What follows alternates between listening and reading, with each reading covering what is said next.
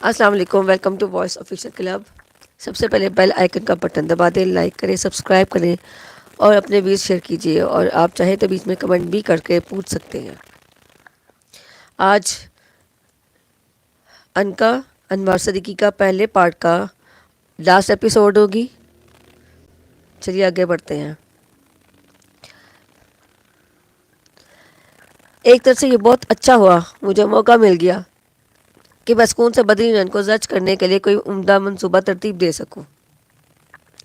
میں سوچ رہا تھا کہ جب میں مندر میں داخل ہوں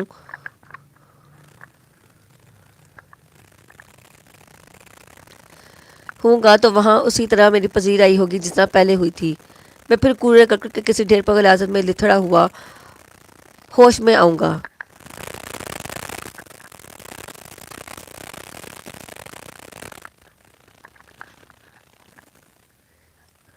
اتنے مہان پجاریوں کی موجودگی اور کالی کے پراسرار مندر میں میری حیثیت ہی کیا ہوگی؟ ان کا میرے ساتھ حسب سابق نہیں ساتھ جا سکتی۔ پریتم لال کی شکتی نے مجھے پہلے بھی کوئی خاص فائدہ نہیں پہنچایا تھا۔ کہیں ایسا تو نہیں کہ میں آگ کے دریا میں جا رہا ہوں، اپنے دیوانے پن میں خود اپنی ہلاکت کا سبب بن رہا ہوں۔ مگر میں یہاں غیر معمولی واقعات کا منتظر رہا تو دن گزرتے چلے جائیں گے اور بدری نین کو ختم کرنا میرے لیے اور بھی ناممکن ہو جائے گا۔ مجھے باہر صورت کلکتہ جانا ہوگا اور ایک بار اپنی جیسی کوشش کرنی ہوگی۔ ارادے، اندیشے اور مستقبل کا خوف، عجب عجب خیالات ذہن پر طاری تھے۔ ایک لمحے ایک فیصلہ کرتا تھا تو دوسرے لمحے دوسرا۔ پھر مجھے خیال آیا کہ میں پریتم لال کی شکتی کے زیر سایہ ہوں اور جگدیو کی بھی مجھ پر خصوصی نگاہ ہے۔ مجھے کوئی خطرہ پیش آیا تو مالا کی وجہ سے وہ میری مدد ضرور کریں گے۔ یہ سوچ کر ذرا ہمت بندی اور میں نے طے کر لیا کہ میں تمام رکاوٹوں کے باوجود وہاں جاؤں گا اور بدری نین کو اس کے ارادوں سے باز رکھوں گا۔ مجھے پھونک پھونک کر قدم اٹھانا ہوگا، مجھے بامردی سے ان کا مصائب کا مقابلہ کرنا ہوگا، ورنہ بدری نین سر پر چڑھ آئے گا۔ اسی لمحے مجھے برکاتی شاہ بھی یاد آئے جنہوں نے ایک بار انکا کے اصول میں میری مدد کی تھی۔ نہ جانے وہ مجذوب کہاں ہو؟ کیا میں انہیں تلاش کروں؟ ہاں، مگر کہاں تلاش کروں؟ اور تلاش بھی کر لوں تو ان کا مدد کے لیے آمادہ ہونا آسان کام نہیں ہے۔ لکھنؤ میں 2 روز میرے لیے 2 سال کے برابر ثابت ہوئے۔ مالا ان 2 دنوں میں بڑی کھوئی کھوئی سی رہی۔ ان کا بھی واپس ابھی تک نہیں آئی۔ میں اپنے کمرے میں پڑا منصوبے بناتا رہا۔ ببن علی نے پولیس اور مجسٹریٹ کے سامنے ایک والے جرم کر لیا تھا، لیکن اب بھی اس کی قسمت کا فیصلہ نہیں ہوا تھا۔ میں نے عہد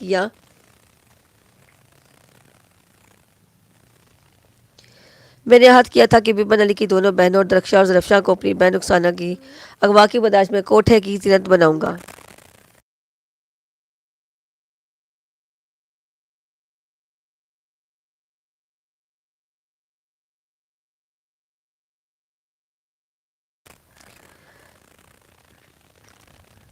لیکن حالات نے اتنی تیزی سے رخ بدلا کہ مجھے مجبوراً یہ عہد کسی اور وقت کے لیے اٹھا رکھنا پڑا۔ ادھر اشرفی بیگم سے بھی مجھے نمٹنا تھا۔ 2 دن بعد کئی بار ارادہ کیا کہ اس فتنہ طراز عورت کا مزاج درست کر آؤں، لیکن شاید ابھی اس کا وقت نہیں آیا تھا، اور لکھنؤ کے ان بگڑے دل نوابین کا بھی قرض چکانے کو جی چاہتا تھا جو اپنے اثر و رسوخ کی وجہ سے مجھے لکھنؤ بدر کرنے کی فکر میں تھے۔ مگر فی الحال میں سب کچھ بھول گیا تھا۔ میں انکا میں الجھا ہوا تھا۔ 2 روز اسی ادھیڑ بن میں گزر گئے۔ کوئی مؤثر تدبیر ذہن میں نہیں آئی، بس خون کھول رہا تھا۔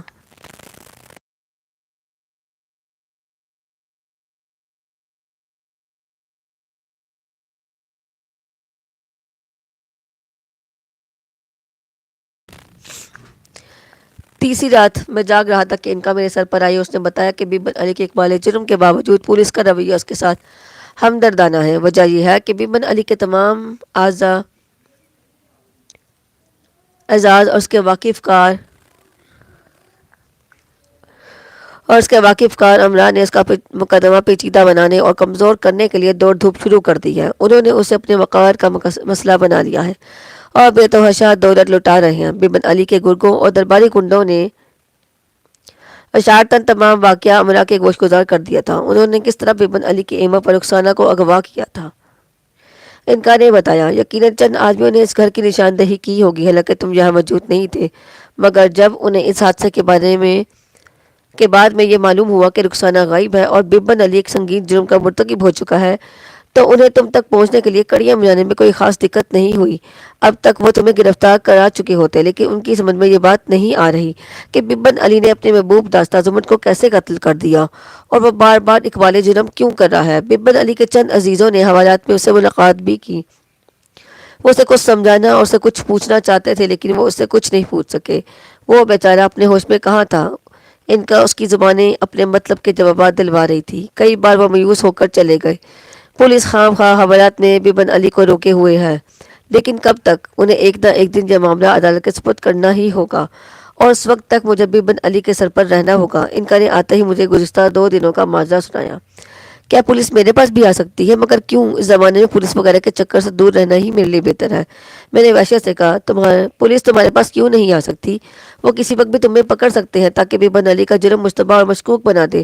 تو پھر مجھے فوراً لکھنؤ سے چلے جانا چاہیے۔ میں کسی تاخیر کے بغیر کلکتہ جانے والا تھا، لیکن مالا نے 1 ہفتے کے لیے مجھے روک لیا۔ خوب، اگر تم اس زمانے میں لکھنؤ سے چلے گئے تو گویا تم اپنے شبے اور تقویت کو پہنچاؤ گے اور اپنے خلاف خود ہی شہادت مہیا کرو گے۔ جان ان کا کیا تم مذاق کرے گا؟ یہ تو بڑی سنگ دلی کی بات ہے، خصوصاً ایسے وقت۔ میں نے ناراضگی سے کہا، کمال ہے بھائی، تم بھی خوب ہو، جب بھی آتی ہو کوئی چرکا ہی لگا کے جاتی ہو۔ تم میں تو سچی باتیں نہ بتایا کرو۔ ٹھیک ہے، ٹھیک ہے، کیا اب بتاؤ کہ میں کیا کروں؟ تم سننا ہی نہیں چاہتے، مجھ پر شک کرتے ہو۔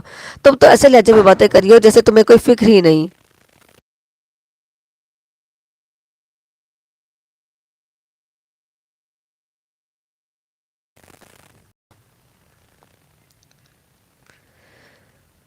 تم تو ایسے لہجے میں باتیں کری ہو جیسے تمہیں کوئی فکر ہی نہیں۔ اب صرف 37 دن رہ گئے ہیں، کچھ خبر ہے؟ ہاں جمیل، انگا نے ایک لمبی سانس کھینچی۔ تم سچ کہتے ہو، مگر تم کلکتہ کیوں جانا چاہتے ہو؟ پھر میرے پاس کیا تدراک ہے؟ میں بدری رن کو منمانی کرنے کے لیے اسی طرح چھوڑ دوں؟ یوں ہی ہاتھ پہ ہاتھ دھرے بیٹھا رہوں؟ مگر جمیل، تم وہاں کیا کر سکتے ہو؟ جانے کو تو تم پہلے بھی وہاں جا چکے ہو۔ دیکھو انکا، جب تک میں خطروں میں کود نہیں پڑوں گا اس وقت تک مالا کی خاطر مجبوراً جگدیو میری مدد کو نہیں آئے گا۔ یہ تمہارا خیال ہے۔ فرض کرو اگر وہ تمہاری مدد نہ کر سکا تو میں مر ہی جاؤں گا۔ زیادہ سے زیادہ یہی کہوں گا، تم بار بار نادیدہ طاقتوں کے کرشمے دیکھ چکے ہو اور بار بار غلطیاں کرتے ہو۔ میرے پاس اس کے سوا کوئی چارہ بھی نہیں ہے۔ ہاں تمہارے پاس کوئی ترکیب ہو تو بتاؤ، میں نے تنزن کہا۔ میرے پاس تمہیں بتانے کے لیے دکھ ہی دکھ ہے، تم اس کا فیصلہ بعد میں کرنا۔ پہلے تمہیں لکھنؤ کے سر پھرے روسا کو روکنا ہے، جو ممکن ہے کلکتے کے لیے تمہاری روانگی ناممکن بنا دے۔ اشرفی بیگم تزئین کی بازیابی اور تمزق پہنچانے کے لیے لکھنؤ کے تمام جادوگروں کے گھر گئی ہے۔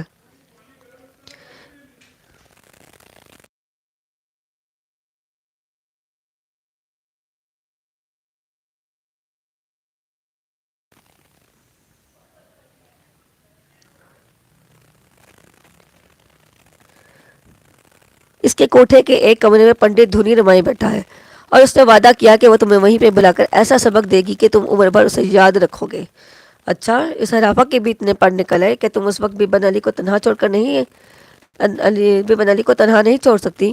میں اس نواب کے بچے کو سلا کر آ سکتی ہوں، اس سے پہلے نہیں۔ تمہیں کچھ دیر انتظار کرنا ہوگا، تو پھر ابھی میرے ساتھ اشرفی بیگم کے ہاں چلو۔ میں اس پنڈت سے ملتا ہوں اور دیکھتا ہوں کہ وہ کتنے پانی میں ہے، چھوٹا موٹا آدمی ہے۔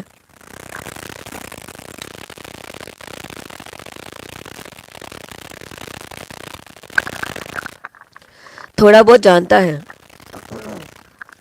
ہاتھ پاؤں چلا لیتا ہے، مگر اس کے علاوہ تمہیں ان 4 دنوں میں کھل کر لکھنؤ کی سڑکوں پر آنا ہوگا اور اپنی کچھ تاک بٹھانی ہوگی تاکہ وہ تمہیں اس معاملے میں ملوث نہ کر سکیں۔ باز رہے، گھر بیٹھے رہنے سے کچھ نہیں ہوگا۔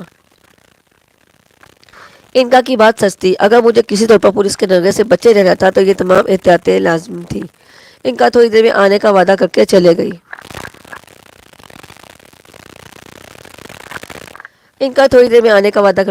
میں نے 2 دن سے گھر کے معاملات میں بھی کوئی دلچسپی نہیں لی تھی۔ اب کمرے سے باہر گیا اور بباطن بے دلی اور بظاہر خوش دلی سے بہنوں، چچا جان اور مالا سے گفتگو کرنے میں مصروف رہا۔ پھر لباس تبدیل کر کے میں انکا کا منتظر تھا کہ مالا نے سوالات شروع کر دی ہے۔ میں نے اسے بہلایا پھسلایا، اور جب بہت دیر ہو گئی تو انکا نہیں آئی، میں خود ہی گھر سے باہر نکل گیا۔ راستے میں انکا میرے سر پر جلوہ گر ہو گئی۔ میں عمدہ لباس میں تھا اور خوب جچ رہا تھا۔ انکا ہی نے چھیڑخانی شروع کر دی۔ اشرفی بیگم کی جلوہ گاہ میں جانے سے پہلے میں اپنی شناخت کرانے کے لیے پہلے 2-4 مشہور طوائفوں کے ہاں گیا، لیکن یہ وقت لطف لینے کا نہیں تھا۔ جہاں جہاں میں جاتا رہا گھنگرو میرے رعب سے تھرتھراتے رہے، اور مجھے یقین ہو گیا تھا کہ وہ لوگ سب تزئین کے اقوام میں 100% مجھے مجرم سمجھتے ہیں۔ میں بے دریک دولت لٹاتا اور ایک آتھ مصرع سن کر ان کی طرف بے نیازی سے ایک نظر دیکھتا۔ سیڑھیاں چڑھتا اترتا رہا۔ یہاں یہ ذکر کچھ دلچسپی کا باعث نہ ہوگا کہ اس وقت بالا خانوں پر کس بلا کی رونق ہوا کرتی تھی، کس غضب کی ناچنے گانے والی لڑکیاں وہاں تھیں۔ شباب کا ذکر کیا جائے، شباب تو وہاں بہتا ہے۔ خوش گفتاری اور شائستگی کا یہ عالم تھا کہ ساری عمر انہی دلکش لطیف باتوں میں گزارنے کو جی مچلتا ہے۔ جہاں جائیے خدا کی اپنے ہاتھ سے بنائی ہوئی صورتیں اہل دل پر ستم ڈھاتی گزر جاتی ہیں۔ کس کس چہرے کا ذکر کیجیے، کس کس بدن کا نقشہ کھینچیے، کس کس کی آنکھوں کا احوال لکھیے، کیا کہیے کیا نہ کہیے، بس جو اس کوچے ستم گرا میں نہیں گیا وہ امان میں رہا۔ جو ایک بار بہک گیا اس کے قدم پھر خود بخود ہی اسی مرکز جانا کی طرف اٹھ جاتے ہیں۔ یہ طوفان روکے نہیں رکتا۔ بہرحال یہ تھا کہ نظر ٹھہرتی نہ تھی، لیکن میرا مقصد ہی کچھ اور تھا۔ میں نے دیکھا کہ خواتین کی آنکھوں میں میرے لیے جستجو، طنز اور قہر تھا۔ میں ہر جگہ ناظرینوں کو اپنی طرف آنے کا اشارہ کرتا، اور جب وہ سراسیمگی کے عالم میں میرے پاس آتی تو میں کسی ماہر اور مشاق شہرہ پوش خنڈوں کی طرح روپے لٹاتا۔ ایک جگہ میں نے بڑی محفل میں رقاصہ کو غزل سرائی کے دوران روک کر اپنی پسند کی غزل سنانے کو کہا۔ بد تہذیبی کی بات تھی کہ کسی کی فرمائش پر شروع کی ہوئی غزل ابھی اس نے ختم ہی نہیں کی تھی کہ میں نے اسے نیا حکم دے دیا۔ نتیجتاً اسے میرے حکم کی تکمیل کرنی پڑی، اور میں 2 شعر سن کر اقتدار کے انداز میں وہاں سے اٹھ گیا۔ مجھے روکنے کی کوشش کی گئی، مگر میں نے حقارت سے اپنا ہاتھ چھڑا لیا۔ اس غول گپاڑے اور ہاؤ ہو کے بعد اشرفی بیگم کے کوٹھے پہ پہنچا۔ اشرفی بیگم جیسے میری ہی منتظر تھی، اس نے آگے بڑھ کر تنزن میرا استقبال کیا۔ میں نے 2-4 چپتے ہوئے جملے چھوڑ دیے۔ انکا نے مجھے بتایا کہ دور ایک کمرے میں بند ہو کر پنڈت میرے خلاف کوئی جنتر منتر آزما رہا ہے۔ اس نے اشرفی بیگم کو یقین دلایا تھا کہ وہ مجھے ہر حالت میں یہاں کھینچ کر لائے گا۔ میری آمد سے اشرفی بیگم یہی سمجھی کہ اس کے خریدے ہوئے پنڈت کے جادو کا اثر ہے کہ میں کشاں یہاں چلا آیا ہوں۔ میں مسکرا کر بیٹھ گیا۔ شمیم میرے پاس آئی۔ اس کی نظروں میں ایک بے چینی تھی۔ وہ میرے پہلو سے لگ کر بیٹھ گئی اور مجھے تنہائی میں رازدارانہ باتیں کرنے کی کوشش کرتی رہی۔ انکا نے اس کی بے چینی کی وجہ بتائی تو مجھے اس پر بڑا پیار آیا۔ وہ یہ چاہتی تھی کہ میں فوراً یہاں سے چلا جاؤں۔ یہ بات اس نے اٹکتے اٹکتے کہہ دی اور گھبرا کر اشرفی بیگم کی طرف دیکھا۔ اشرفی بیگم نے اسے مجھ سے اتنے قریب کر اپنے پاس بلا لیا،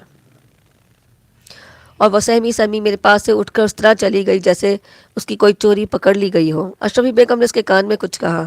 اس نے حامی بھری اور دوبارہ میرے سر پر چلی آئی۔ آتے ہی خوش باش انداز میں وہ مجھ سے باتیں کرنے لگی۔ اس نے باتوں میں اشارتاً ایک بار پھر بتایا کہ اشرفی بیگم نے اسے ہدایت کی ہے کہ وہ مجھے رجھا کر اندر ایک کمرے میں لے چلیں جہاں ایک پنڈت بیٹھا ہوا جادو کر رہا ہے۔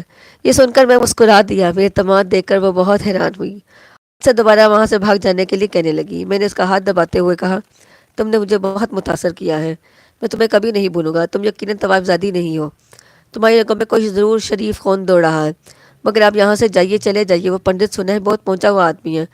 شمیم نے کہا، چل کے دیکھتے ہیں وہاں کیا تماشا ہوتا ہے۔ آپ شاید میری بات پہ یقین نہیں کر رہے۔ شمیم نے حسرت سے کہا، میں تمہاری باتیں دل میں اتار رہا ہوں۔ تزئین کی طرح تم نے بھی مجھے اپنا کرویدہ بنا لیا ہے۔ میں اس احسان کا بدلہ ضرور چکاؤں گا کہ تم نے مجھے خطرے سے آگاہ کر دیا۔ اشرفی بیگم یہ سمجھ رہی ہے کہ میں نے آپ سے الفت و رغبت کی باتیں کر رہی ہوں، آپ سمجھ گئی نا؟ ہاں، اور میں تمہاری محبت کے جواب میں اندر کمرے میں جانا بھی چاہتا ہوں۔ یہ آپ کیا کہہ رہے ہیں؟ کیا آپ واقعی وہاں جانا چاہتے ہیں؟ وہ بہت ظالم ہے، صورت سے ہی کری نظر آتا ہے۔ ارے چل کر تو دیکھو گڑیا، گھبراتی کیوں ہو؟ شمیم مجھے منع کرتی رہی اور میں ہنس کے ٹالتا رہا۔ آخر میرے اشارے پہ کپکپاتے ہاتھوں سے اس نے مجھے اٹھایا اور راہداری میں لے گئی۔ اشرفی بیگم بھی وہیں چلی آئی اور بڑے ٹھسے سے کہنے لگی، ارے شمیم، یہ خان صاحب کو کہاں لیے جا رہی ہے؟ خان صاحب تخلیہ میں مجھ سے کچھ بات کرنا چاہتے ہیں۔ شمیم کی آواز میں لرزش تھی۔ زہر نصیب، خدا خیر کرے، اشرفی بیگم نے مکاری سے کہا۔ شمیم میرا ہاتھ پکڑ کر مکان کے آخری سرے پر لے گئی۔ پیچھے اشرفی بیگم بھی خراما چلی آ رہی تھی۔ میں نہایت بے پرواہی سے شمیم کی انگلی پکڑے اس سے کچھ گفتہ کچھ دلنشیں باتیں کرتا ہوا آگے بڑھ رہا تھا۔ اس کمرے میں چلی جاؤ نا، عقب سے اشرفی بیگم کی آواز آئی۔ شمیم مجھے ایک بڑے کمرے میں لے گئی۔ جب میں اندر داخل ہوا تو وہاں میں نے ایک پنڈت کو آلتی پالتی مارے بیٹھے دیکھا۔ مجھے دیکھ کر وہ چونکا اور میرا اشتیاق دو چند ہو گیا۔ پیچھے اشرفی بیگم تھی، اس نے پیچھے ہی سے غالباً کوئی اشارہ کیا۔ پنڈت جیسے سمجھ گیا، اس نے اپنے دان نکال دیے۔ میں نے انجان بن کر پوچھا، تم مجھے کہاں لے آئی شمیم؟ یہ کون شخص ہے؟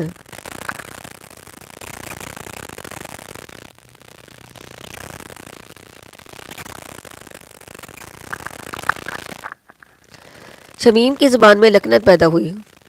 اس کے بجائے اشرفی بیگم نے جواب دیا، چلتے چلتے ان سے بھی ملاقات کر لیجئے خان صاحب، یہ پنڈت مرلی دھر ہیں۔ پنڈت جی نے کہا کہ وہ آپ کو میرے غریب خانے پر اپنی طاقت سے کھینچ کے لائیں گے، اپنے طاقت سے کھینچ لائیں گے۔ میری ایسی کیا ضرورت پڑ گئی؟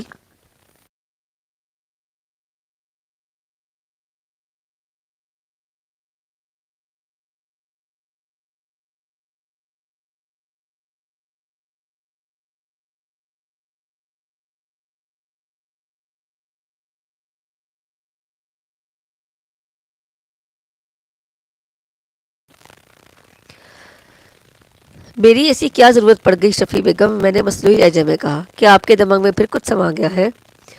شمیم سکڑی سمٹی کھڑی تھی، ان کا میں سر پر خاموش بیٹھی تھی، پنڈت کو گھورے جا رہی تھی، اور شفیع بیگم کے انداز میں سرخ روئی اور فتح کی جھلک تھی۔ میں نے عمدن شمیم کا ہاتھ چھوڑا اور وہاں سے اس طرح کھسکنے لگا جیسے میں خوف زدہ ہو گیا ہوں۔ کہاں جا رہا ہے مورکھ؟ اس بار مہاراج مرلی دھر کی آواز آئی۔ تجھے ہم نے بلایا ہے۔ آپ نے مہاراج اس سیوک کو کیوں یاد کیا؟ میں نے اس قدر عاجزی سے کہا کہ ان کا کو ہنسی آ گئی۔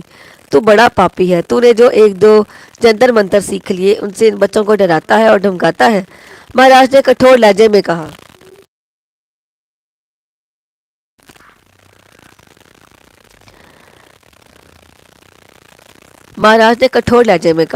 بتا تو نے اس کی پتری کہاں چھپا رکھی ہے؟ مہاراج میں تو کچھ نہیں جانتا، مجھے پتا نہیں کہ اس کی پتری کہاں ہے۔ میں نے اشرفی بیگم کی طرف اشارہ کر کے کہا، یہ جھوٹ بولتا ہے، یہ شخص بہت کمینہ، سازشی اور بدمعاش ہے۔ اشرفی بیگم نے ایک دم طیش میں آ کر کہا، شانت شانت۔ پنڈت نے ہاتھ اٹھا کر اشرفی بیگم سے کہا، پھر مجھ سے مخاطب ہوا، بالک بتا دے تزئین کہاں ہے؟ میں کچھ نہیں جانتا مہاراج، میں نے سچ سچ کہہ دیا۔ آپ وشواس کیوں نہیں کرتے؟ تو ہمیں دوسرے طریقے بھی آتے ہیں۔ تو اس سمے شہر کے سب سے بڑے پنڈت کے سامنے کھڑا ہے۔ میں نے عاجزی سے پھر منع کر دیا۔ شمیم کا برا حال تھا اور اشرفی بیگم جز بز نظر آئی۔ میرے مسلسل انکار پر پنڈت کو غصہ آ گیا۔ اس نے بپھر کر اپنا کشکول اٹھایا، اس میں کچھ پڑھ کر پھونکا، پھر کشکول دیکھتے دیکھتے انگاروں سے بھر گیا۔ پنڈت نے غصے میں مجھ سے ایک بار پھر تزئین کا پتہ دریافت کیا۔ میں اسی موقع کا منتظر تھا۔ میں نے حسب سابق پھر انکار کر دیا۔ اس پر اس نے انگاروں سے بھرا کشکول میری طرف اچھال دیا۔ ادھر ان کا میرا اشارہ پاتے ہی حرکت میں آ گئی۔ اس نے اپنا ہاتھ اٹھایا تاکہ کشکول میں جلتے ہوئے کوئلے ٹھنڈے ہو گئے۔ اپنے منتر کا یہ حشر دیکھ کر پنڈت کی تیوری پر بل پڑ گئے۔ اس نے پیندرا بدل کر اپنا چمٹا اٹھایا اور زور زور سے وحشت زدہ انداز میں زمین پہ مارنے لگا۔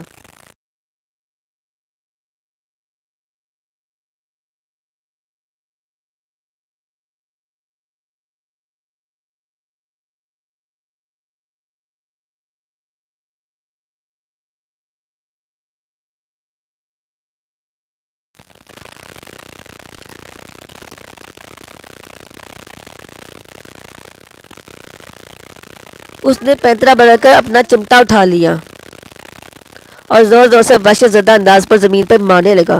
میں کسی تاثر کا اظہار کیے بغیر اسے گھور رہا تھا۔ چمٹے کی آواز جیسے جیسے تیز ہوئی، ایک سیاہ بلی مکروہ اور خوفناک آنکھوں والی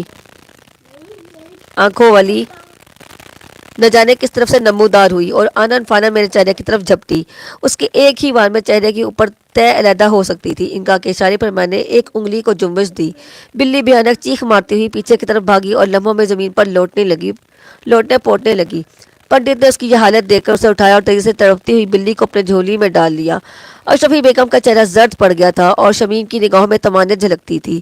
پنڈت نے اپنا یہ وار بھی ناکام دیکھ کر مجھ سے کہا، تو کچھ جانتا ہے؟ اور از مالے الو کے پٹھے میں نے ایک دم اپنا لہجہ بدل دیا۔ تو مجھے نہیں جانتا، اپنی زبان سنبھال کے رکھ پنڈت گرجا۔ تو بھی مجھے نہیں جانتا کمینے، جا یہاں سے دفع ہو جا، ٹھہر میں تجھے دیکھتا ہوں۔ پنڈت نے دانت پیس کر کہا اور اس کے بعد اس نے مختلف قسم کے شعبدے اور تماشے مجھے ذکر پہنچانے کے لیے کیے، لیکن وہ میرے لیے بہت معمولی کھیل تھے۔ ان کا ذکر کیا کروں، تکرار ہوگی، میں ان سے زیادہ ہولناک مرحلوں سے گزر چکا تھا۔ اگر کسی مختصر مسلسل ناکامی دیکھ کر پنڈت کو پسینہ ہی آ گیا۔ میں نے اسے گرج کر کہا، اب کچھ میرے ہاتھ میں بھی دیکھ لے کہ میں کیا ہوں۔ میرا یہ کہنا تھا کہ پنڈت کا چہرہ زرد ہو گیا، اس نے کچھ پڑھ کر اپنے اوپر پھونکا اور مجھے گھورنے لگا۔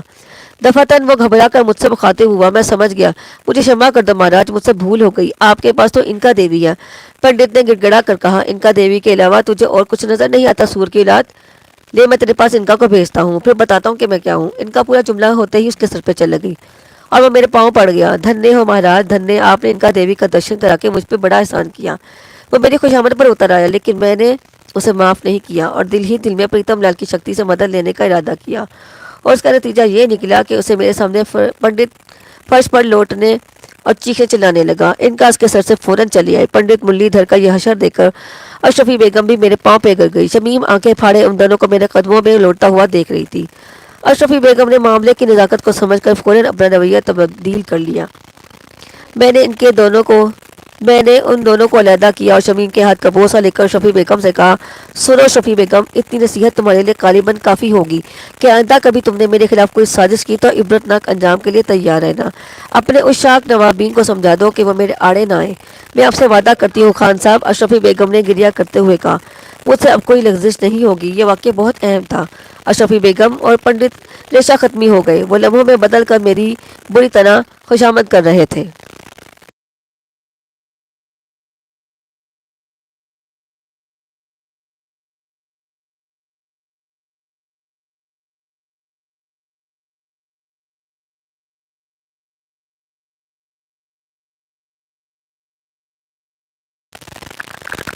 شمیم بھی حیرت اور خوف سے لیکن ایک اپنیت کے ساتھ میرے پہلو میں دبکی ہوئی تھی۔ اتنا بہت تھا، میں وہاں اپنی شخصیت کے کچھ ایسے گہرے نقوش چھوڑے جا رہا تھا جنہیں اشرفی بیگم اور پنڈت کبھی بھول نہیں سکتے تھے۔ رخصت کے وقت اشرفی بیگم کی حالت عجیب تھی۔ وہ مجھ پہ وارفتہ اور فریفتہ ہوتی جا رہی تھی۔ اس کا سارا کسبل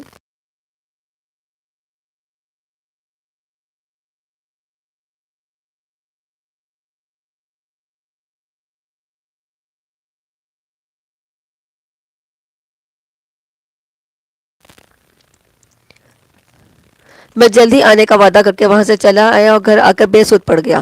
ان کا واپس بن علی کے سر پر چلے گی اور میں 5 روز تک لکھنؤ کے خاص علاقوں میں گھومتا رہا، پولیس کی نظروں میں خود کو لاتا رہا اور یہ مشہور کراتا رہا کہ میں چند دنوں کے لیے شہر سے جا رہا ہوں۔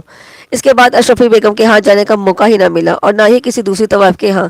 البتہ اس بازار سے ضرور گزر ہوا۔ ایک ہفتے میں میری خاصی دھوم مچ گئی تھی۔ اس عرصے میں جو مقصد میں حاصل کرنا چاہتا تھا وہ میں نے کسی حد تک حاصل کر لیا تھا۔ ویسے ایک ایک پل وحشت میں گزر رہا تھا۔ اپنے دل کا حال تو خود مجھے معلوم تھا۔ کسے معلوم تھا کہ سڑکوں پر نظر آتا ہوا یہ سرکش شخص اندر سے کتنا غم زدہ اور دکھی ہے۔ شب بروز مجھ پر کیا قیامت گزر رہی ہے۔ میرا سورج غروب ہو رہا تھا، میں غروب ہو رہا تھا۔ آخر وہ دن آ گیا جب مجھے کلکتے سے جانا تھا۔ 7 روز بیت گئے تھے۔ 7ویں روز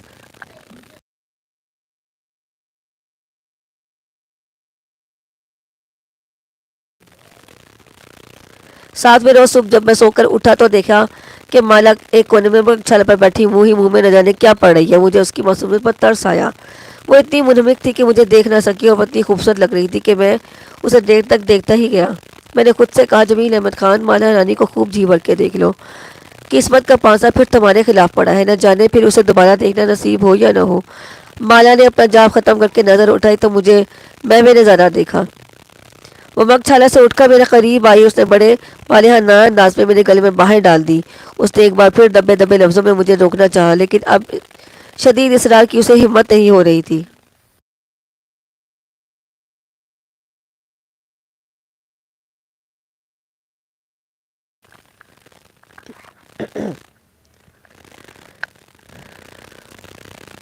میں اس کی قلبی کیفیت سے واقف تھا۔ اس کا دل رو رہا تھا مگر ہونٹوں پہ مسکراہٹ تھی۔ میں نے اسے سمجھایا تو اسے ضبط نہ ہوا، رو پڑی، میرے لیے دعائیں مانگنے لگی، مجھے کامیابی کا یقین دلاتی رہی۔ میں سے جدا ہو کر چچا جان کے پاس گیا اور اپنی اچانک روانگی کے سلسلے میں بڑی مشکل سے ان کی حیرت دور کی۔ چچا جان سے اجازت لے کر میں باری باری تمام بہنوں سے ملا، ان کے سر پہ ہاتھ رکھا، پھر مالا کے پاس آیا جو سفری سامان تیار کر رہی تھی۔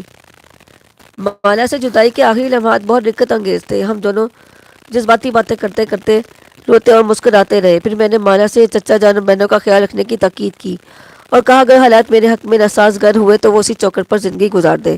میری اس دل خراش وصیت سے مایا تڑپنے لگی اور روندی ہوئی آواز میں بولی، میرے بابا اور جگدیو مہاراج سے پرارتھنا کی ہے، مجھے وشواس ہے کہ وہ آپ کی سہایتا ضرور کریں گے۔ بابا نے اپنے ہاتھوں سے میرے مانگ میں سندور بھرا تھا۔ آپ دل چھوٹا کیوں کرتے ہیں؟ نہیں نہیں، میں نے آنسو پوچھ کر کہا، مالا مجھے وچن دو کہ جب تک میں واپس نہ آؤں تم یہاں کا خیال رکھو گی۔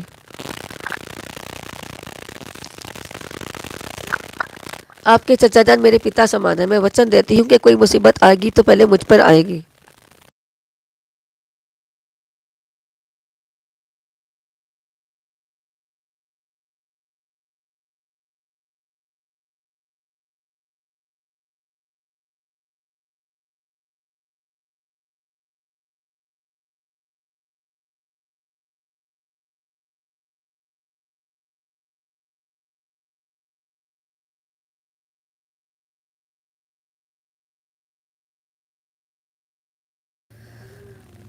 میں نے اطمینان کا سانس لیا، پھر مالا سے اجازت لے کر سامان اٹھایا اور گھر والوں سے دوبارہ مل کر باہر آ گیا۔ مکان پر آخری نظر ڈالی اور قدم آگے بڑھا دیے۔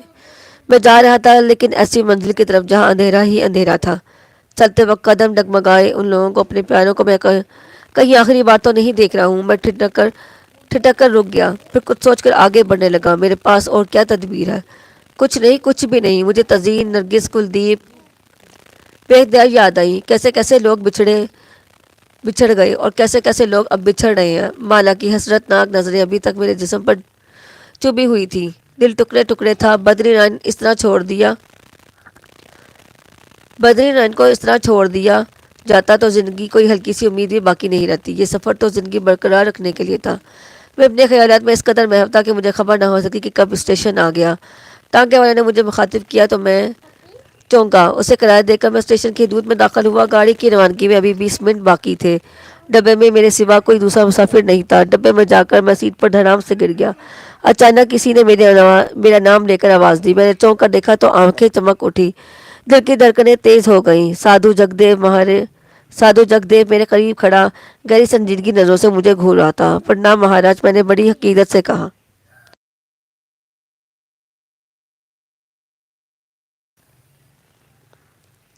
کہاں جا رہا ہے تو؟ جگدیو نے روکھی آواز میں مجھ سے دریافت کیا۔ کلکتہ، میں نے اس کی جن اور بے رخی سہم کر کہا۔ باز آ جا، ابھی بھی سمے ہے، اپنی ضد سے باز آ جا۔ کالی کے مندر میں تیرا کوئی جنتر منتر، کوئی داؤ نہیں سفل ہوگا۔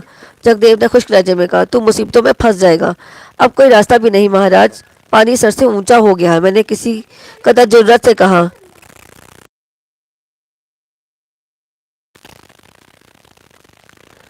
بدری رائے نے بڑے زخم لگائے ہیں۔ پہلے اس سے نرگس کو چھینا، پھر مالا رانی پہ حملہ کیا اور اب وہ ان کو اپنے قبضے میں کرنا چاہتا ہے۔ مجھے کیا بتاتا ہے؟ میں سب جانتا ہوں۔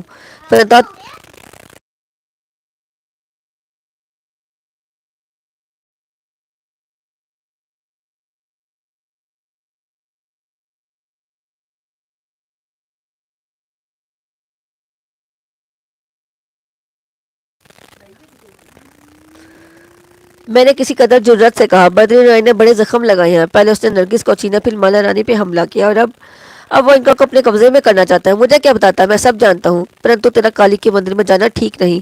دیوی بدری نائن کی رکشا اس سمے تک کرے گی جب تک بدری نائن اس کے چرنوں میں ہے۔ تو اور تیری انکم مل کر بھی دیوی اور بدری نائن کے خلاف کچھ نہیں کر سکتے۔ پھر میں کیا کروں؟ تمہارا کیا حکم ہے مہاراج؟ سمے کا انتظار کر بالک، اپنی ضد چھوڑ۔ لکھنؤ سے تیرا باہر جانا ٹھیک نہیں ہے۔ پر سوچو مہاراج، اگر بدری نائن کو انکا کو حاصل کرنے میں کامیاب ہو گیا تو میں تو برباد ہو جاؤں گا۔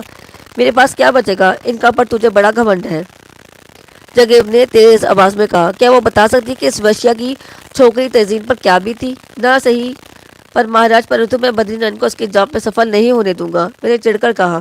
مورکھ اپرادھی، کیا تو گالی کے ساتھ یدھ لڑے گا؟ جگدیو نے کانپتے ہوئے کہا۔ پاپی، تیری یہ مجال مہاراج، یہاں تو میری مدد کرو یا مجھے میرے حال پہ چھوڑ دو۔ اگر میری قسمت میں موت ہی لکھی ہے تو تمہاری شکتی بھی اسے نہیں ٹال سکتی۔ میں بیزاری سے بولا۔ میں سمجھ رہا تھا کہ جگدیو میری مدد کے لیے آیا ہے، مگر اس کے رویے نے مجھے دل برداشتہ کر دیا تھا۔ وہ ہمیشہ اسی قسم کی گفتگو کرتا تھا۔ میرا خیال تھا کہ مالا رانی کی وجہ سے وہ میری مدد کرے گا اور ہمت بڑھائے گا، لیکن اس کے مایوس کن انداز گفتگو نے مجھے اور جھنجھلا دیا۔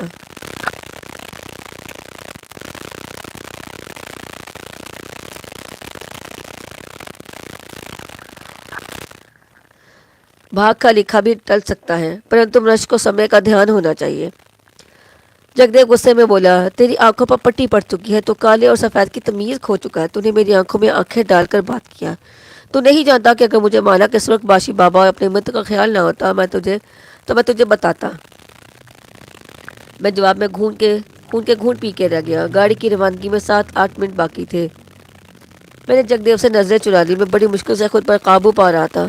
जगदेव की बुजुर्गी का ख्याल था, हुआ मेरा इंतजाम कुछ भी होता। उधर मुझे नाज था कि मेरी जिद से मजबूर होकर वो मेरी मदद को मजबूरन आमादा हो जाएगा। क्या सोच रहा है? जगदेव ने मुझे खामोश देखकर करख्त आवाज़ में कहा।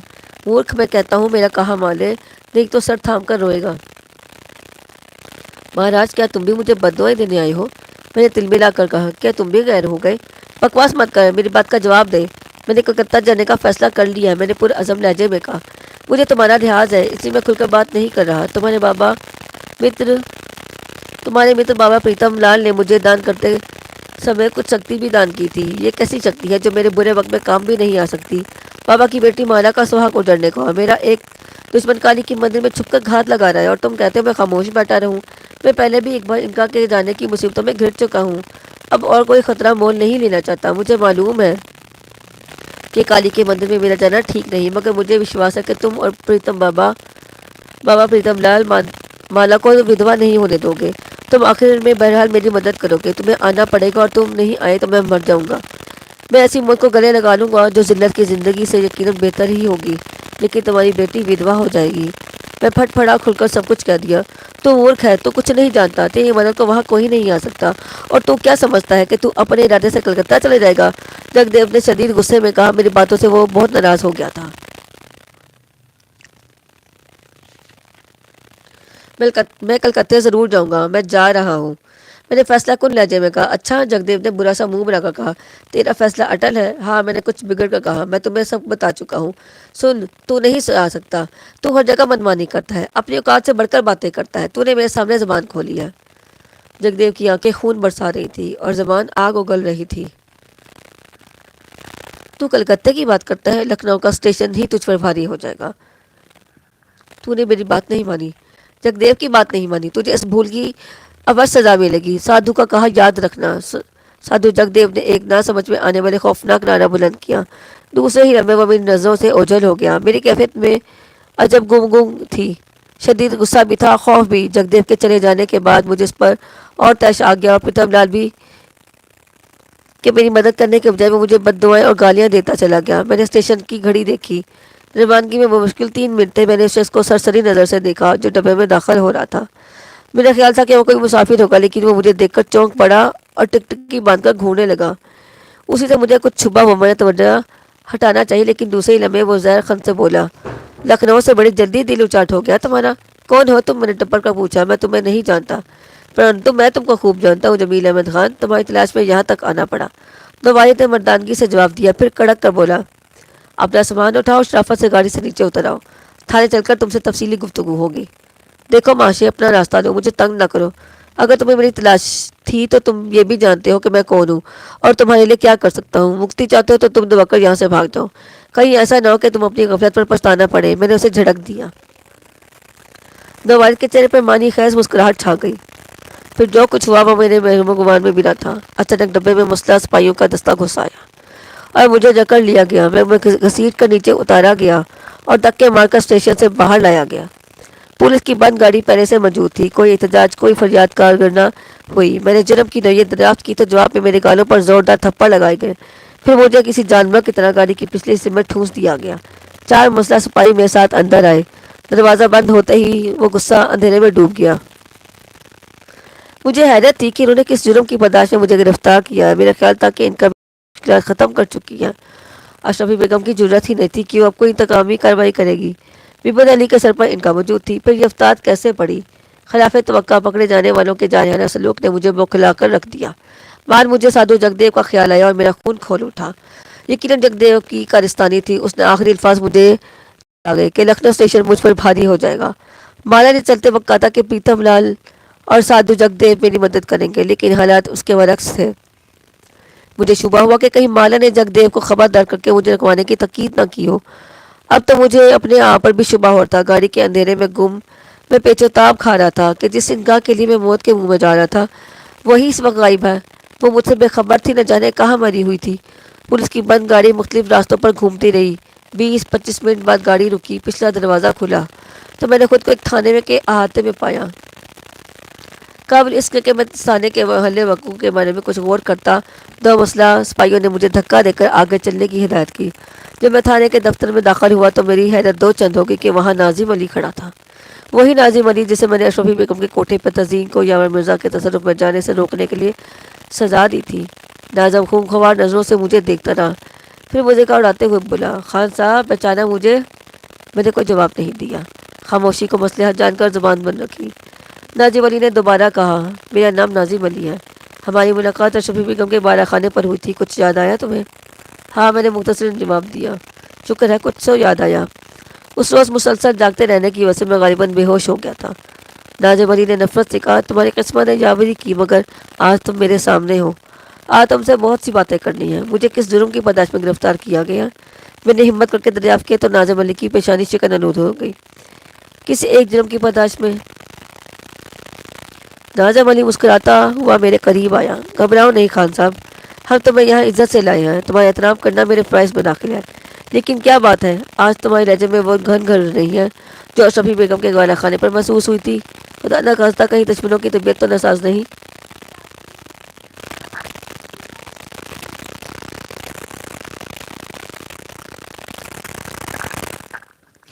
مجھے ڈر تھا کہ اگر بات طول پکڑ گئی تو معاملات بگڑ جائیں گے اور بدری نرائن کا معاملہ کھٹائی میں پڑ جائے گا، لیکن جب ناظم علی نے مسلسل میری عزت پر وار کیا اور میری خاموشی کو میری بزدلی پر معمول کر کے بےہودہ انداز میں میرا مذاق اڑایا تو میں ضبط نہ کر سکا۔ میں نے کہا، ناظم علی، میری زبان نہ کھلواؤ تو بہتر ہے۔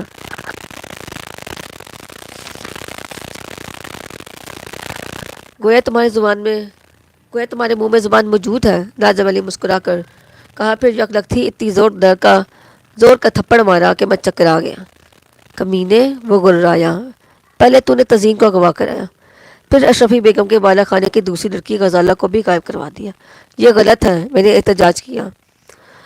اشرفی بیگم نے میرے خلاف کوئی جال بنا ہے، بکواس مت کر ٹنٹے۔ ناظم علی نے میری مرحوم ماں کے ساتھ گستاخی کی، میرے پاس ٹھوس ثبوت ہیں اور عینی شاہد بھی۔ تجھے حرکت بڑی مہنگی پڑے گی جمیل احمد خان۔ قابل ازبک کوئی بات اتنا یقین سے نہ کہو ناظم علی، میں نے جھلا کر جواب دیا۔ آنے والا وقت ہی اس بات کا فیصلہ کر سکتا ہے کہ کون خسارے میں رہا اور کون فائدے میں۔ ناظم علی نے اشارہ کیا تو مسلح سپاہی مجھ پر خون اشام درندوں کی طرح ٹوٹ پڑے۔ رائفل کے کندھوں نے 10 منٹ کے اندر اندر میرا جوڑ ڈھیلا کر دیا۔ میں فرش پر پڑا کرا رہا تھا اور ناظم علی نخوت اور حقارت سے مجھے گھورے جا رہا تھا۔ پھر اس کے اشارے پہ سپاہی دور ہو گئے۔ عقل سے کام لو خان صاحب، پولیس کی ماں کے آگے شیطان بھی نہیں ٹکتا، تم تو انسان ہو۔ تزئین کے سلسلے میں اب بھی کھل جاؤ، ورنہ ممکن ہے کہ 8-10 روز تک تم اپنا بیان دینے کے قابل بھی نہ رہو۔ بات کچھ بھی سمجھ میں آ رہی تھی، میرے خلاف گویا ایک محاذ بنا لیا گیا تھا۔ اشرفی بیگم سے ساز باز کر کے غزالہ کو غائب کرا کر انہوں نے انتقاماً ڈھونگ رچایا تھا۔ انکا کی غیر موجودگی میں میرے پاس بچاؤ کی کوئی صورت نہیں تھی، چنانچہ میں نے کچھ سوچ کر کراتے ہوئے ناظم علی سے کہا، اس بات کی کیا ضمانت ہے کہ تزئین کا پتہ بتا دینے کے بعد قانون کی گرفت مجھ پر سست پڑ جائے گی؟ تمہیں مجھ پہ بھروسہ کرنا ہوگا، ناظم علی نے جواب دیا۔ میں وعدہ کرتا ہوں کہ تزئین کی بازیابی کے بعد فوراً تمہیں رہا کر دیا جائے گا۔ ناظم علی کے جواب سے میرے شبہات کی تصدیق ہو گئی۔ اس بات کا امکان نہیں تھا کہ اشرفی بیگم از خود اس قسم کی جرات کرتی۔ یقیناً نوابین اور پولیس کے افسروں نے اس امر پر مجبور کیا ہوگا۔ ناظم علی بھی اپنی بے عزتی اور یاور مرزا کی معذوری کا بدلہ چکانا چاہتا تھا۔ گویا مجھے پھانسنے کے لیے جو جال بنا گیا تھا وہ خاصا مضبوط تھا۔ ناظم علی کی نگاہوں میں عیارانہ چمک تھی۔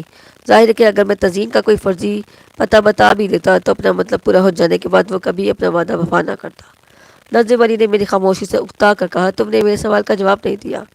تمہیں غلط فہمی ہوئی ہے، مجھے کچھ بھی معلوم نہیں ہے۔ میں سنجیدگی سے بولا، میں مراد نہیں ہوں خان صاحب۔ ناظم علی گرا کے بولا، کیا تم صحیح طرح زبان نہیں کھلو گے؟ میں ذات کا پٹھان ہوں ناظم علی، میں نے تیزی سے جواب دیا۔ تمہیں میری بات کا اعتبار کرنا چاہیے۔ اعتبار کے بچے، تیری ذات کیا ہے میں تجھے بتاؤں گا، میں تیری ہڈیوں کا سرما بنا سکتا ہوں۔ ناظم علی کا غصہ شباب پر تھا۔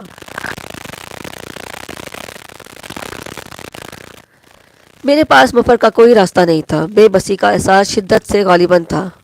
غالب تھا۔ ان کا ابھی تک غائب تھی۔ سادھو جگدیو کی ناراضگی کے بعد پریتم لال کی شکتی کو آواز دینا بھی فضول تھا۔ گھر والوں کو بھی اطلاع نہیں مل سکتی تھی کہ میں کس حال میں ہوں۔ میں نے خود کو سنبھالا اور کہا، تیار ہو جاؤ جمیل احمد خان، گمنامی کی موت تمہارے مقدر میں لکھ دی گئی ہے۔ میں تمہیں آخری موقع دیتا ہوں۔ ناظم علی نے بگڑے تیور سے کہا، پھر سوچ جمیل احمد خان۔ اچانک مجھے محسوس ہوا کہ ان کا میرے سر پر واپس آ گئی ہے۔ وہ واقعی موجود تھی۔ ان کربناک لمحوں میں اس کی آمد سے ایسا معلوم ہوا جیسے تن مردہ میں جان پڑ گئی ہو۔ میں ہمت کر کے دوبارہ اپنے پیروں پر کھڑا ہوا ناظم علی سے کہا، ناظم علی، برداشت کی ایک حد ہوتی ہے۔ تم اپنی منمانی کر چکے، اب میری باری ہے۔ تم میرے راستے سے ہٹ جاؤ۔ جو برتاؤ تم نے میرے ساتھ کیا نا، اسے میں بھول جاؤں گا۔ مردود، تو نے ابھی تک صرف میرا نام سنا ہے۔ تجھے معلوم نہیں کہ بڑے بڑے مجرم میرے سامنے میرے سائے سے بھی ڈرتے ہیں۔ ناظم علی اب دھاڑنے لگا تھا۔ اشرفی بیگم کے چکر میں مت پڑو میرے دوست، وہ آبرو باختہ لڑکیوں کے سوا تمہیں کیا دے سکتی ہے؟ میں نے پرسکون لہجے میں کہا۔ ناظم علی میرے بدلے ہوئے رویے سے کشمکش میں پڑ گیا۔ وہ مجھ سے کچھ اگلوا ہی نہیں سکا۔ میرے پاس کچھ ہوتا تو وہ اگلواتا۔ اس کے جارحانہ انداز میں بڑھتا رہا اور میں پرسکون ہو کر جواب دیتا رہا۔ پھر اس نے جھلا کر مسلح سپاہیوں کو مجھے زد و کوب کرنے کا اشارہ کیا۔ ٹھیک اسی وقت ان کا رینگ کا میرے سر سے اتر گئی۔ وہ سپاہی جو آدم خور بھیڑوں کی طرح آگے بڑھ رہے تھے، انہیں ایک سپاہی نے روکا اور کان میں کچھ کہا۔ اچانک ان سب نے ناظم علی کی ہدایت پر عمل کرنے سے انکار کر دیا۔ ناظم علی کی جھلاٹ قابل دید تھی۔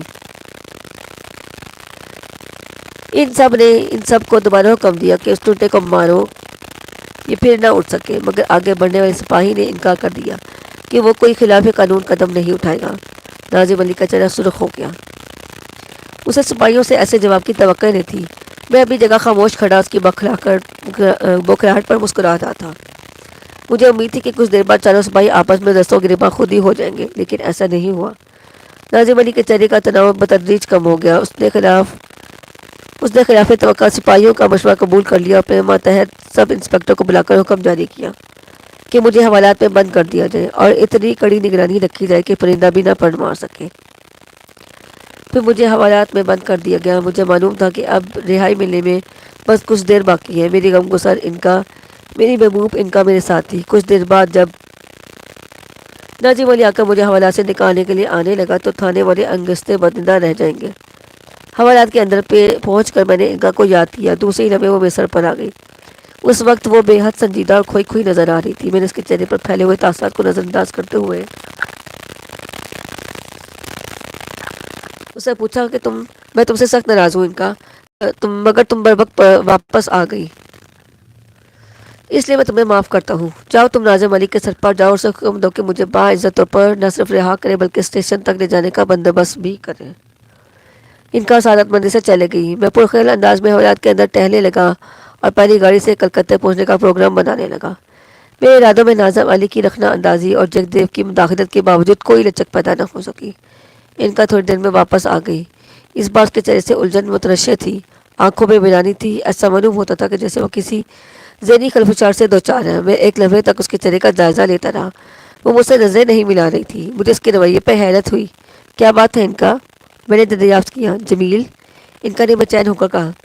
ناظم علی نے میری بات نہیں مانی۔ وہ تمہیں رہا کرنے پر آمادہ نہیں ہے۔ ان کا میں نے چونک کر کہا، یہ تم کیا کہہ رہی ہو؟ ہاں جمیل، ان کا نے جھلا کر کہا۔ ناظم علی کے سر پر جانا کوئی سود مند ثابت نہیں ہوا۔ وہ تمہیں سزا دلوانے کی خاطر قانونی رستے کو آخری شکل دے رہا ہے۔ میں کچھ نہیں کر سکی۔ مذاق بند کرو ان کا۔ تمہیں ہر حال میں مجھے رہائی دلوانی ہوگی۔ یہ مذاق کا وقت نہیں ہے۔ میں مذاق نہیں کر رہی جمیل، ان کا نے مایوسی سے کہا۔ مجھے خود حیرت ہے کہ ناظم علی نے میری بات کیوں نہیں مانی۔ میرا خیال ہے شاید پھر وہی شکتی آڑے آ رہی ہے جس نے تزئین والے معاملے میں میری نگاہوں کے سامنے پردہ حائل کر دیا تھا۔ دفع ہو جاؤ ان کا، تم بھی مجھ سے دور چلی جاؤ۔ جاؤ، مجھے کسی مدد کی ضرورت نہیں ہے۔ میں نے چیخ کر کہا، مجھے مر جانے دو۔ چلی جاؤ ان کا، دور ہٹو، میں مرنا چاہتا ہوں۔ مجھ پر جنونی کیفیت طاری تھی۔ میں دیوانگی کی حالت میں بال نوچنے لگا۔ میں دیوار سے سر ٹکرا کر اپنا پاش پاش کر لیتا، مگر مجھے اس میں بھی ناکامی ہوئی۔ ان کا کے نوکیلے پنجوں کی شدید چبھن نے میرا ذہن معاف کر دیا۔ میں نے سنبھلنے کی کوشش کی، مگر قانونگی کا حملہ اتنا شدید تھا کہ سنبھل بھی نہ سکا۔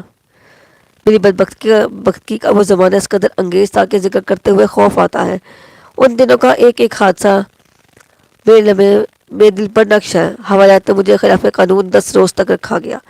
مقدمہ عدالت میں پیش ہوا۔ میں نے اس غیر قانونی نظر بندی کے خلاف احتجاج کیا تو مجھے یہ جان کر سخت حیرت ہوئی کہ کاغذات میں میری گرفتاری ایک روز قبل کی تاریخ میں درج تھی۔ مجسٹریٹ کے سامنے پیش ہوئی وہ خریدا ہوا معلوم ہوتا تھا۔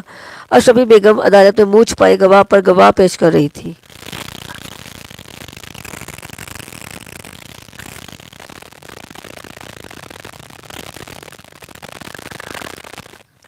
ان کا کی تمام تر قوتیں میری رہائی کے سلسلے میں گئی۔ اس نے مجسٹریٹ کے سر پر جانے کی بھی کوشش کی لیکن معاملہ مایوس کن رہا۔ 12 روز تک مجھے عدالت میں گھسیٹا گیا، پھر 2 ماہ قید بامشقت کی سزا سنائی گئی۔ میں نے اپنی بے گناہی کے سلسلے میں بہت ہاتھ پاؤں مارے لیکن ایک نہ چلی۔ جس روز مجھے سزا سنائی گئی اور میں عدالت سے باہر نکلا، اس روز اشرفی بیگم کے چہرے پر زردی تھی۔ وہ مجھ سے ابھی تک خوف کھا رہی تھی۔ اسے مجبوراً عدالت میں پیش کیا گیا تھا۔ اس نے اپنی مایوس نگاہوں سے مجھے یہ تاثر دیا۔ جس وقت میں جیل والی گاڑی میں بیٹھ رہا تھا اس وقت ناظم علی نے میرے قریب آ کر مجھے اڑاتے ہوئے کہا، گھبراؤ نہیں جمیل، میں جیل کے اندر بھی تمہارا پورا خیال رکھوں گا۔ میں نے ناظم علی کی بات کا کوئی جواب نہیں دیا، دل محسوس کر گاڑی میں بیٹھ گیا۔ یہ کیا بد نصیبی تھی کہ لکھنؤ میں میرا کیس چلا جہاں مالا اور میرے رشتہ دار بھی موجود تھے، مگر کسی کو کانوں کان خبر تک نہ ہوئی۔ ان کا میرے سر پر موجود تھی لیکن وہ بھی میری طرح بے بس ہو چکی تھی۔ اس کے چہرے کی تازگی اور گفتار کی شوخی اسی روز رخصت ہو گئی تھی جس روز اس نے ناظم علی کے معاملے میں مایوسی کا سامنا کیا تھا۔ اس کا رنگ اڑ گیا تھا۔ ہر وقت نڈھال سر پر گڑی پڑی کسی گہری سوچ میں مستغرق رہتی۔ میں نے متعدد بار سے نفرت سے دھتکارا مگر اس نے کوئی اثر نہیں لیا۔ البتہ میری لان تان سن کر وہ میری سمت دیکھتی تو مجھے بے حسرت و یاس کے ہزاروں افسانے تڑپتے محسوس ہوتے۔ نہ جانے اس پراسرار قوتوں کا اثر کیوں سادھو زائل ہو گیا۔ میں اسے سادھو جگدیو کا کرشمہ سمجھ رہا تھا۔ جیل میں بدترین صحبتوں کے سبب مجھے اس سادھو سے نفرت ہو گئی اور ایسا محسوس ہوا جیسے پریتم لال نے میرے ساتھ فریب کیا ہے، مالا کو میرے سر سے چپیٹ دیا ہے۔ مگر پریتم لال اور جگدیو کا خیال آتے ہی مالا سے بھی دوری محسوس ہوئی۔ ان کا کلیجہ پکڑے ہوئے یہ دردناک سانحے دیکھ رہی تھی۔ مجھے جیل جانے کا غم نہ تھا، جیل تو میں جاتا ہی رہتا تھا۔ افسوس اس بات کا تھا کہ مالا نے میری خبر کیوں نہیں لی۔ اسے جگدیو سے پوچھنا چاہیے تھا کہ میں کس حالت میں ہوں، اور صدمہ اس بات کا تھا کہ 29 دن گزر چکے تھے، میں بدری نرن کے خلاف کوئی کارروائی نہیں کر سکا تھا۔ میرا دشمن ہر طرح سے آزاد تھا۔ میرے لیے تصور ہی سہانے رو تھا کہ نرگس کا قاتل نہ صرف زندہ ہے بلکہ اب 11 روز بعد وہ انکا کو بھی ہتھیا لے گا۔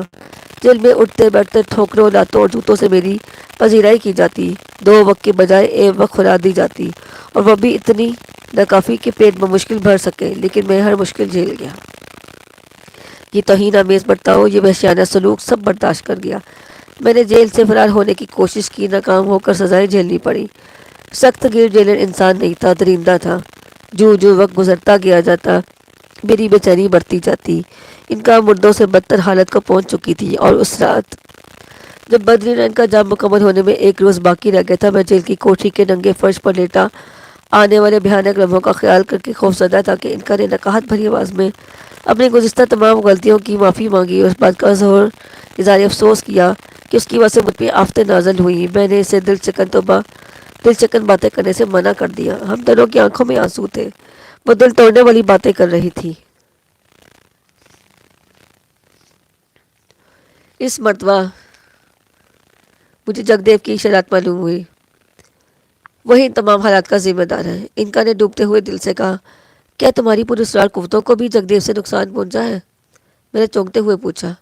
ایسا نہیں ہو سکتا جمیل، انکا نے اعتماد سے جواب دیا۔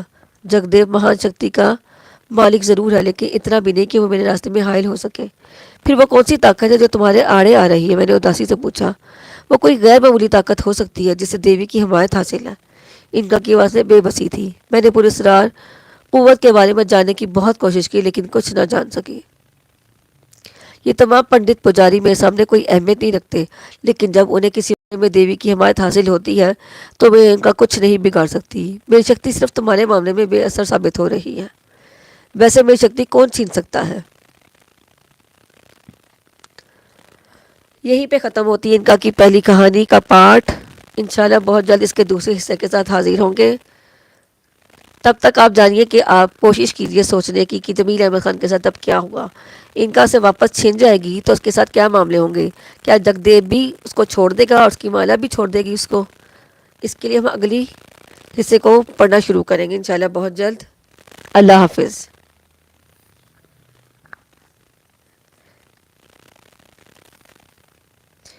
تھینک یو مائنڈی ٹون. Thank you. اللہ حافظ.